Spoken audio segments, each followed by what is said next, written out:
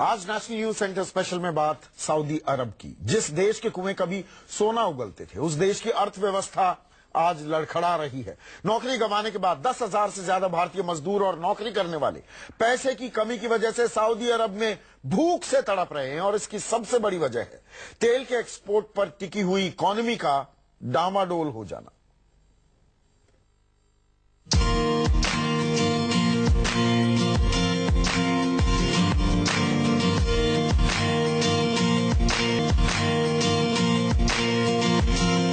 ये वो देश है जिसकी जमीन के नीचे दफ्न है काला सोना,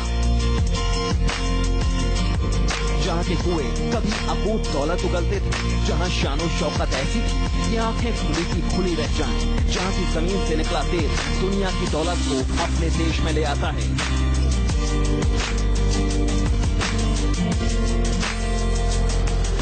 वही देश आज कंगाल होने की कगार पर आ गया है। सऊदी अरब की कई फैक्ट्रियां बंद हो गईं या फिर बंद होने के कगार पर हैं। अगर फैक्ट्रियां चल भी रही हैं तो फिर मजदूरों को वेतन नहीं दे पा रही।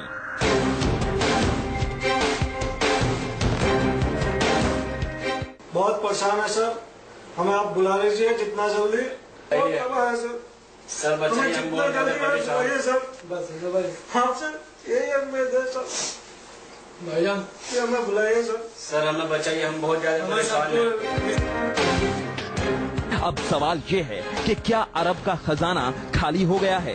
हमें भेजा गया। आखिर ऐसे क्या हालात हो गए कि भारत से गए मजदूर वहाँ त्राहिमाम कर रहे हैं? इंटरप्राइजेस ने भेजा, बोला आपको सऊदी अरामको में कच्चे तेल की गिरती कीमतों की वजह से अरब के कई देशों में कंपनियों का काम बंद हो गया। कच्चे तेल का दाम $30 प्रति बैरल तक पहुंच गया। इस साल सऊदी अरब की इकोनॉमी की रफ्तार काफी सुस्त हो गई, 3 सालों में सबसे धीमी रफ्तार। दुनिया के सबसे बड़े ऑयल एक्सपोर्टर्स ने क्रूड का उत्पादन बढ़ाया और ज्यादा रिफाइन उत्पादों का निर्यात किया, जिससे कुछ सुधार हुआ, लेकिन वो नाकाफी थे। इसके बाद पिछले महीने सस्ते तेल से सामना करने में मदद के लिए बड़ी योजना तैयार की गई, जिसमें तेल के निर्यात पर निर्भरता कम हो सके। कच्चे तेल पर आधारित अर्थव्यवस्था से औद्योगिक क्षेत्र के विस्तार की कोशिश हुई। गैर तेल आधारित रेवेन्यू बढ़ाने की कोशिश की गई। मजदूरों की सरकारी दरों को कम किया गया, जिसमें मजदूरों की छटनी महत्वपूर्ण होगी। सऊदी अरब को सालाना $100 अरब यानी 6.67 लाख करोड़ का घाटा हो रहा था। इस घाटे ने सऊदी किंगडम को चिंता में डाल दिया और क्रांतिकारी बदलाव की जरूरतों को मजबूती दी, जिसका नतीजा ये हुआ कि पैसे की कमी के चलते कई बड़े प्रोजेक्ट बंद हो गए या फिर मजदूरों को वेतन दे पाने में नाकाम रहे। अभी बताओ हम खाएंगे अपना, क्या करेंगे उसके बाद में? अभी 7 महीने हो गए, 7 महीने से अभी 1 रियाल तक नहीं मिला और 3 बार हमें रूम से बाहर कर दिया। हजारों भारतीय मजदूरों को सैलरी नहीं मिली। रोजी रोटी के संकट में सरकार से मदद की गुहार लगानी पड़ी। और साथ ही मैंने इंडियन कम्युनिटी से भी अपील की कि वो भी इसमें उनका हाथ बटाएं। और मैंने लिख दिया कि मैं पर्सनली इसकी मॉनिटरिंग कर रही हूँ, निगरानी कर रही हूँ, हर घंटे में मुझे रिपोर्ट चाहिए। आज मुझे संतोष है इस बात का, इस सदन को ये बताते हुए कि रात के 2:45 बजे मुझे आखिरी मैसेज आया कि 5 के 5 कैंपों में भोजन वितरित कर दिया गया है और सब सरकार जेद्दा और दूसरी जगह फंसे लोगों को निकालने की पूरी कोशिश में लगी है। जेद्दा में भारतीय दूतावास को जरूरतमंदों को राहत देने को कहा गया है, लेकिन विपक्ष लगातार सरकार पर निशाना साध रहा है। और लोगों को मदद करने के लिए वहां पे एक सेल बनानी चाहिए स्पेशल, तभी ये समस्या हल हो सकती है। अगर हम लाखों मजदूरों सबको वापस बुला लेंगे, डोमेस्टिक वर्कर सबको, उससे समस्या हल नहीं होने वाली। विदेश मंत्री सुषमा स्वराज ने सऊदी अरब में रह रहे 30 लाख भारतीयों से मुसीबत में फंसे अपने भाई बहनों की मदद करने की अपील की है। पिछले 10 सालों में सऊदी अरब में जबरदस्त आर्थिक ग्रोथ के बाद दक्षिण एशिया, दक्षिण पूर्व एशिया से बड़े पैमाने पर लोग यहाँ रोजगार के लिए पहुँचे थे।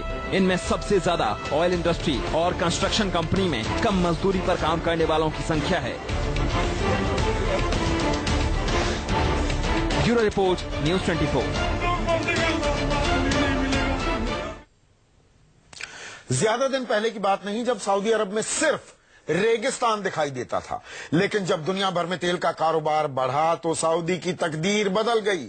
सरकार से लेकर कारोबारी शेख तक हर कोई मालामाल हो गया। तेल से इतनी दौलत बरसी कि अमीरों के घर और गाड़ियां तक सोने के हो गए।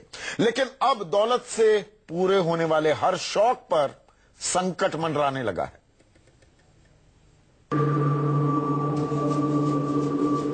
आज से करीब 200 साल पहले सिर्फ रेगिस्तान था ये इलाका। न ऊंची ऊंची बिल्डिंग्स थी, न ये शान शौकत। रेत में रहने वाले बंजारों जैसी जिंदगी जीते थे सऊदी अरब के लोग। आज भले ही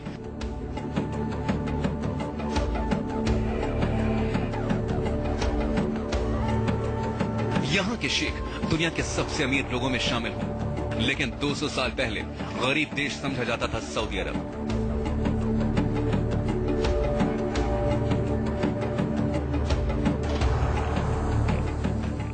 लेकिन तब तेल युग आया और इस तेल युग ने सऊदी की तस्वीर बदल कर रख दी।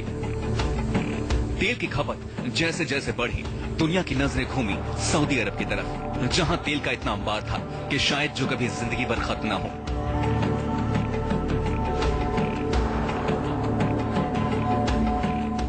इसी का फायदा उठाया सऊदी अरब ने और साल बीतते गए, सऊदी अरब अमीर होता चला गया। इस प्राकृतिक संपदा ने इस साम्राज्य को दुनिया के सबसे अमीर देशों में से एक बना दिया। लेकिन सऊदी की हालत बदली होने लगी। आज की तारीख में सऊदी के शेखों और यहाँ के राजघरानों की रईसियत किसी से छिपी नहीं है।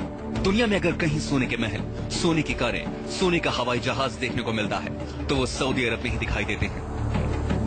लेकिन सरकारी खजाना खाली होने से अब इन पर मुसीबत आने वाली है।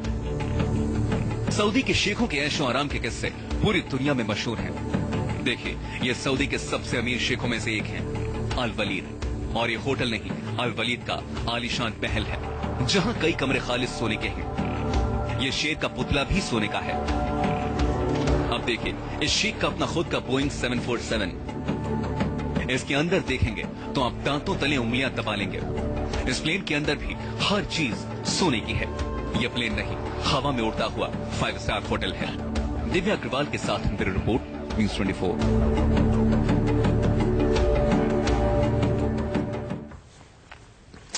कल तक सऊदी अरब दुनिया के सबसे अमीर देशों में शुमार था।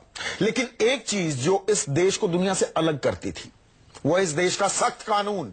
यहां आज भी कोड़े मारने की सजा दी जाती है। बीच चौराहे पर तलवार से सर कलम कर दिया जाता है।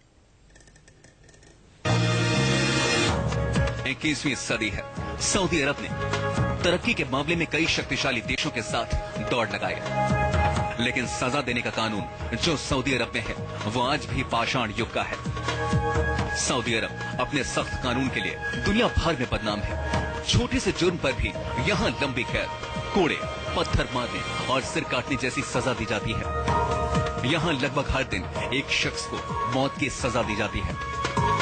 यहाँ की रिलीजियस पुलिस सड़कों और शॉपिंग मॉल में पेट्रोलिंग करती है। जो इस्लाम का अपमान करता है उसे पत्थर मारकर 10 साल की सजा या 1000 कोड़े मारने की सजा दी जाती है। चोरी करने पर हाथ काटने की सजा है। अपनी इस कट्टरता के चलते सऊदी अपने पड़ोसी देशों से काफी पीछे रह गया है और वजूद पर खतरा मंडराने लगा है। इसकी सबसे बड़ी मिसाल दुबई है, जो सऊदी अरब से काफी अलग है। इसीलिए दुनिया के नक्शे पर दुबई तरक्की याफ्ता देशों में शामिल है और लगातार आगे बढ़ रहा है। सऊदी में कट्टरता हावी है और कट्टरता के चलते ही सऊदी अरब के पड़ोसी देशों के साथ रिश्ते भी ठीक नहीं रहते। सऊदी पड़ोसियों के साथ रिश्तों का आधार शिया सुन्नी की बुनियाद पर बनाता है। सीरिया, लेबनान और इराक के साथ उसके रिश्ते अच्छे नहीं हैं और तो और इजराइल के साथ उसकी दुश्मनी दशकों से चलती आ रही है। कहते हैं कि इसी जमीन से कट्टरता के चलते ही इस्लाम 2 बड़े समुदायों में बंट गया है, एक शिया समुदाय, दूसरा सुन्नी समुदाय। यही बंटवारा मुल्कों में भी बंट गया है। खाड़ी देशों में कई देश शिया शासित हैं और कई सुन्नी शासित। जो सुन्नी के रास्ते पर चलते हैं, सऊदी उनकी आंख बंद कर मदद करता है, चाहे वो गलत ही क्यों ना हो। हाल ही में यमन पर हमला और सीरिया में असद विरोधियों का समर्थन इसकी बड़ी मिसाल है। Bureau report, news 24।